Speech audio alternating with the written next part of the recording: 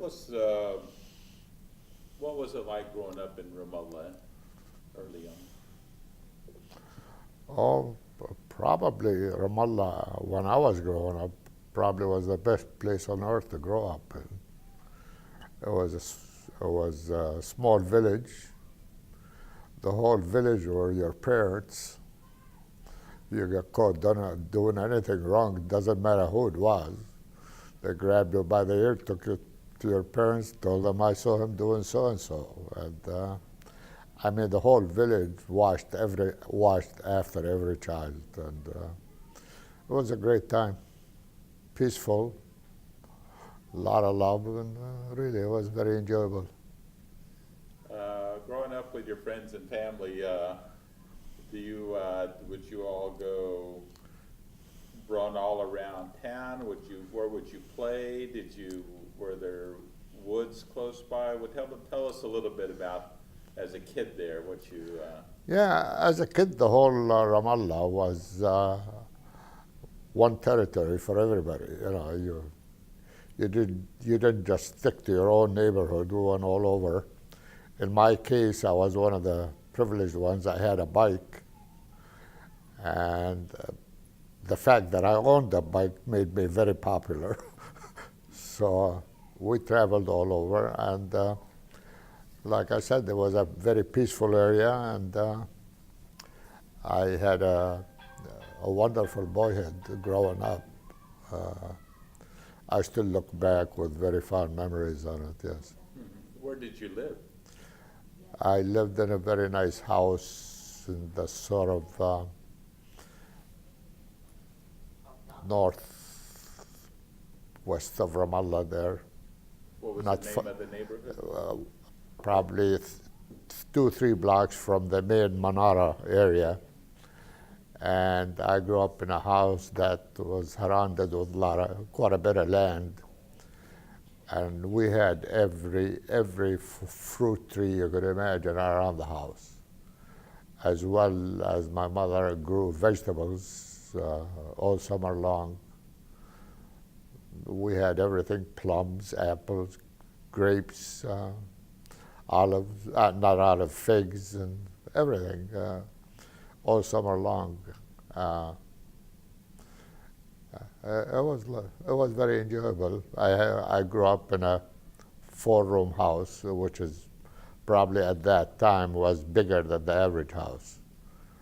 And we were I'm the youngest of 4 brothers. Actually, my family, before I was born, in 1920, I think, came to the United States.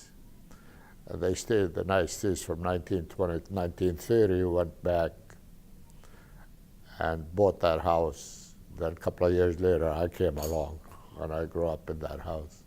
Your mother and father both came to the States? My mother and father and a brother at that time, they had one son, came to the States in 1920. In 1930, they went back. Where did they live during the time they were here? In Brooklyn. In Brooklyn. Yes. What did your dad do here? Well, he was a peddler. At some point, he was in partnership with Isa al-Batih. They started the Ramallah Trading Company. But then in 1930, my father sold his share to Isa al-Batih and took his family, decided to go back to Ramallah. And went back to Ramallah. All of us grew in Ramallah, but my father stayed there a short time, then he came back. And he kept going back and forth every couple of years. Yes. I came here in 1949. I was 16 years old, and I went and finished high school here. Now, did you, living in Ramallah when you were, what do you remember about your grandparents? My grandparents died before I was born. I don't know my grandparents. So I know about them, but I didn't know them. Who were they? Well, on my father's side, my grandfather was a priest, Orthodox priest, and he had a parish in Jordan, in a city called the Salt, I guess. and he commuted back and forth to Ramallah. On my mother's side, her father's name was Julius Umran, and I guess he was a farmer, like everybody else. But they died before I was born, both sides. So in the house you had in Ramallah, when your parents came back in the 30s, it was your immediate family? No, that house actually, when my father went back in 1930, he bought it. He bought it? He bought it, yes, Okay. from somebody else. And then, so your family, you and your brothers, along with your parents, lived there? Yes. Mm-hmm. And you would share a room with your brothers? Yes, I did that. As a matter of fact, I did. Yeah, I think 2 or 3 of us were in one room. Mm-hmm. Yeah. And did the house, did it have electricity? It had electricity. It had indoor plumbing. Yes, we had all the conveniences. Yes. And a bicycle to boot? And a bicycle to boot. What about, so you were not too far off the Manada? Yes. Is that correct? So you all would get, as kids, and you and your friends or brothers, you would go all around Ramallah? All around Ramallah. Primarily, we hanged around the Manara area there because that's where almost everybody else hung around there. We did that more than anywhere else, but we will take junkets here and there, and it was peaceful up until 1948 when things started to change. Mm-hmm. What sticks in your mind growing up in Ramallah when you were small? Any certain events? What about Easter? What about when there was a funeral or when there was a wedding? What sticks in your mind? Well, both of my brothers got married when I was over there, and I remember the first brother that got married, we had festivities for a whole week. Every night they will have a sahara, and they will bring what they call a sha'ir, which is primarily a guy playing something like a guitar and spontaneously singing, and he primarily sang about this guy and that guy and that. So we had festivities for a whole week. Then about 10 years or so later, my second brother got married, and it wasn't quite the same. Things have changed. We only had Sahara for one night. So those were pretty big occasions. And both of my brothers, when they got married, they never left the house. They just brought their wives into the house. We had enough space, I guess, or we thought we did. Anyway, and shortly after my second brother got married, I came to this country.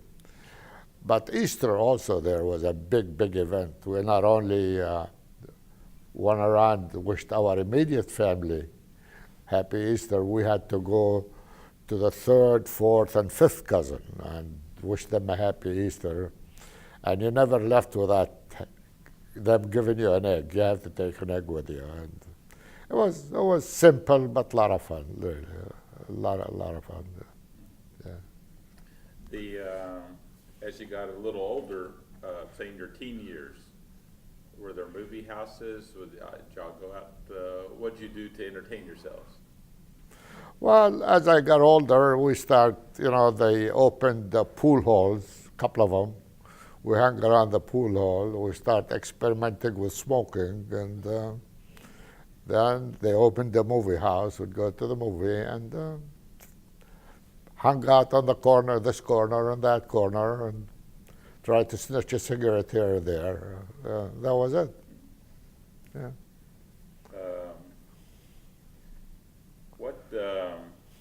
Say as far as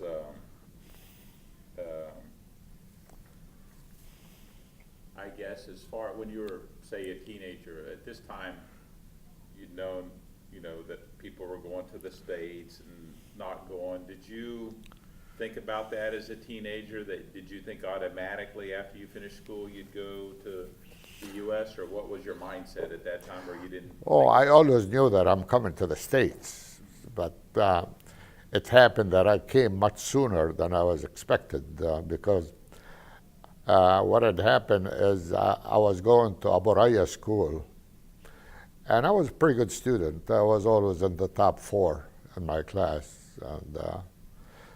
And Abu Raya used to line us up every morning and give a speech about the main events and talk about different things. And that's what was one morning he was talking about all the students that were behind paying their tuition. And out of all the students, he said, George Khoury, you owe us 10 dinars. You go get them right now. I walked up to him and I said, look, if I go, I'm not coming back. He slapped me. He said, you go get them and I come right back. And I quit. I went and never went back. And I was sort of roaming the streets for 6 months. And you know, Abu Raya is related to us. So he came to the house, talked to my mother, and everybody tried to get me to go, and I won't go. I just went back. So then my mother said, I'm going to send it to your dad. He'll deal with it. So I came here when I was 16 years old, and immediately I went back to high school. And that's when I met my wife in high school. And I stayed in high school, graduated, and so on. And that was in Brooklyn? No, that was here in Detroit. In Detroit? Yes. Okay, so you came to, your dad was in Detroit at the time when you came? Yes, when my dad took his family back in the 30s, when he came back, Yes. came back to New York, somehow or another, he found his way to Detroit. Okay. Then he kept going back and forth from Detroit. Mm-hmm. Yes.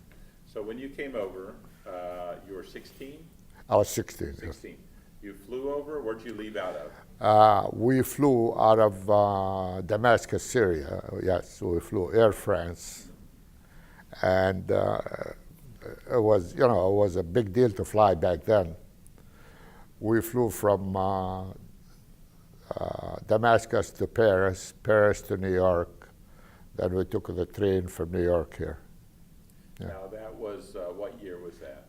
It was in May of 49, 49. 1949. Okay. Well, before we get here, what do you remember about the time of leading up to 48, 47? Well, that's when the entire, everything changed. In 1948, everything changed. I was there when things started, and the killings between Israel, who was in Israel at the time, the Jewish and the Arab people started killing each other. I remember in one instance, for example, they caught, I don't know, 3 or 4 Jewish guys infiltrating, trying to get into Ramallah. And they killed one of them, and I remember him, they dragged his body throughout the city, you know, and it was an ugly, ugly sight. But at that time, everything changed in Ramallah. It wasn't as safe. You couldn't go out at night. Ramallah, they formed a vigilante group to guard the city.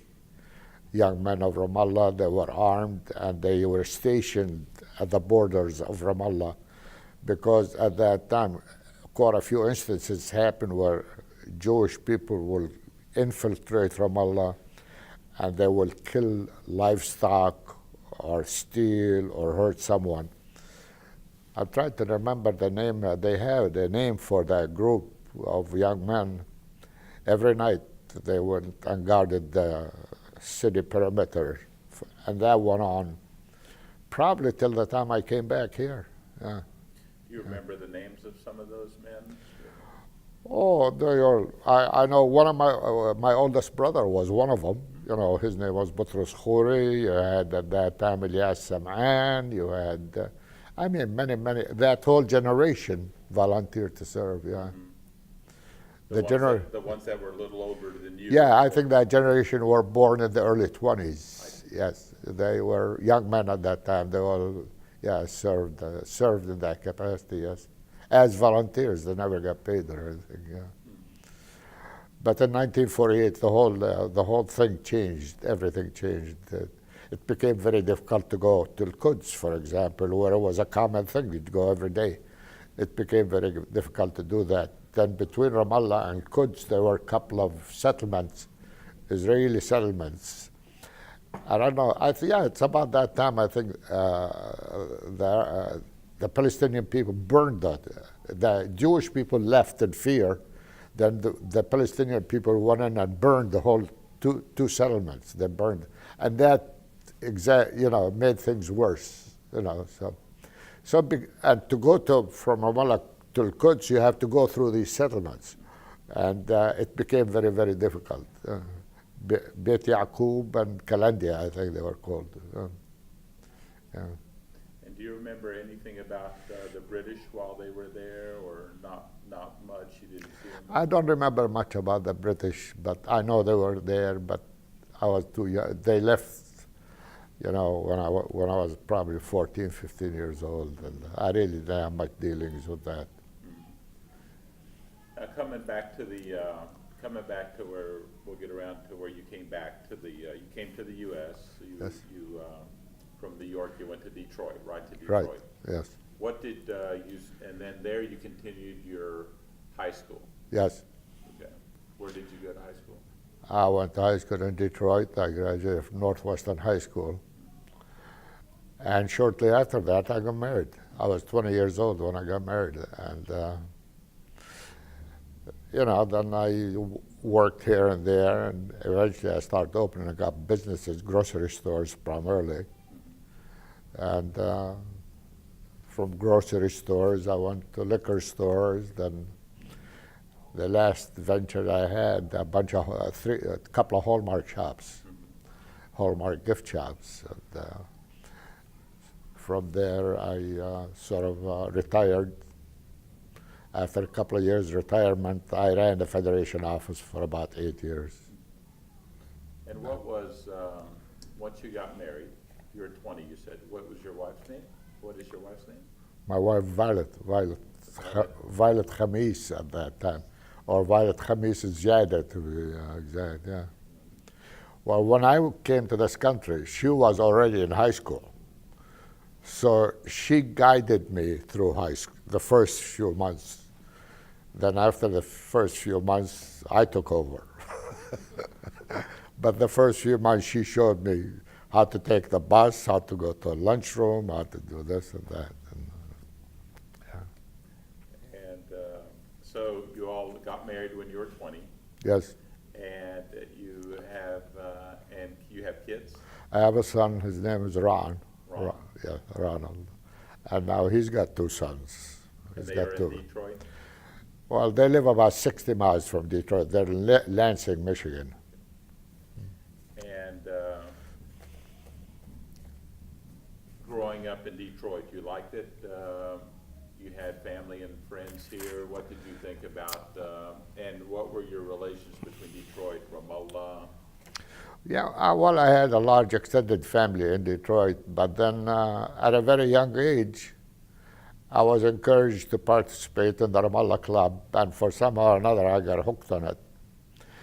I got involved in the Ramallah Club. I became president of the club. From there, I got involved in the federation and became president of the federation. I continued to work with and for the federation for many, many years.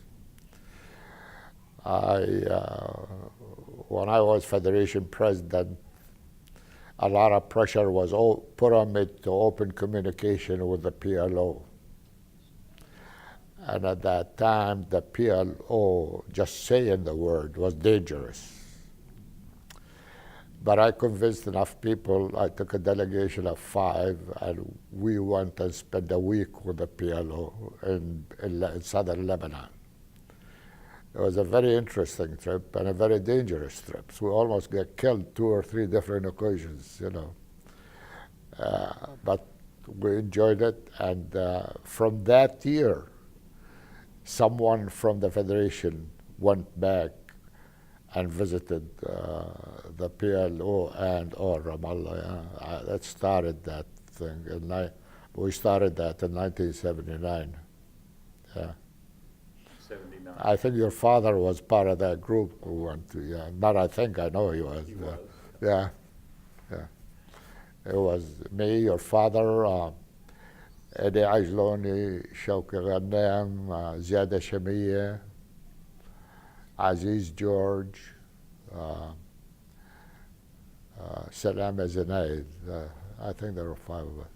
And during that time, you went and spent time with the PLO into the camps and things like that? We spent time actually in the field with the way they operated, the PLO operated at that time is they had cells all over southern Lebanon. In this cell you might have 50, this next cell might have 20 or 10. And most of these cells were all either in caves or under large spread of orange groves. So we went and visited those cells, and it was very, very important for us to do that because it made them feel very, very good to have people come all the way from America to visit with them and sit down and have lunch with them. It meant it gave them a very big moral boost.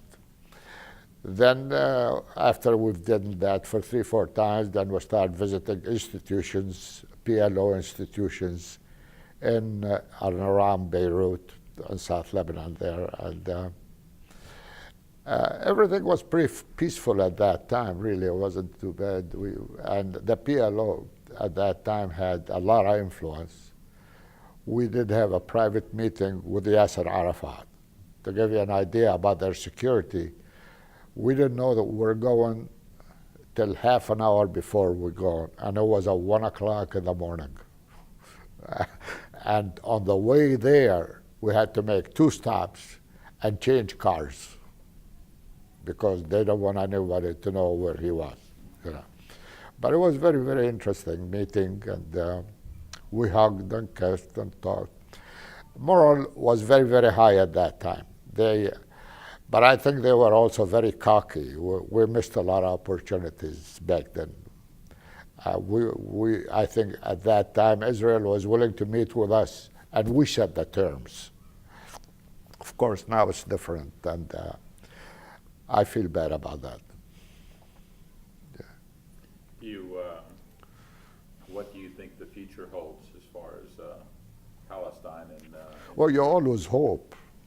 You always hope. But personally, I'm very discouraged because I see that every day Israel takes whatever piece of land they want. They do anything they want.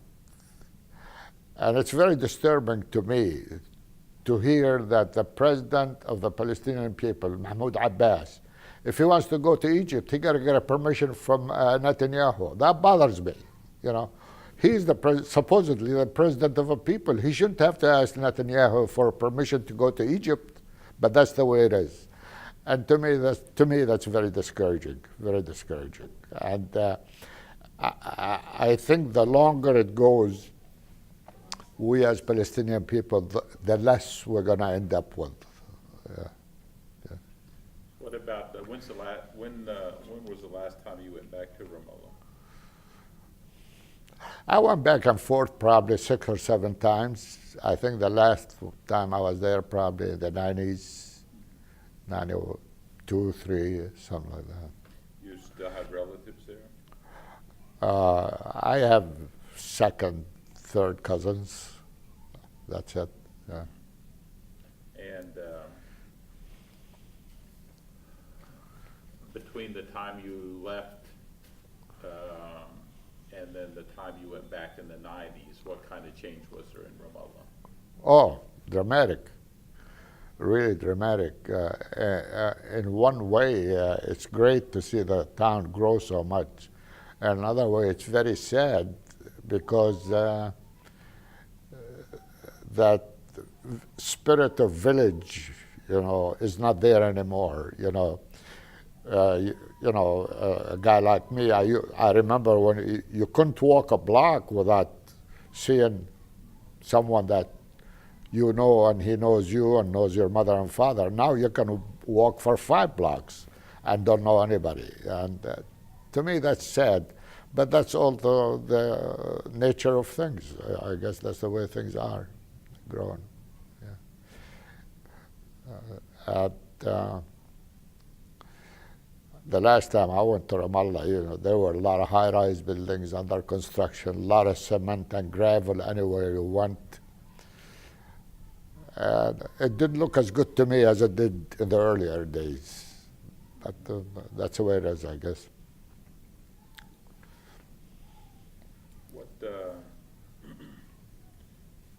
What do you,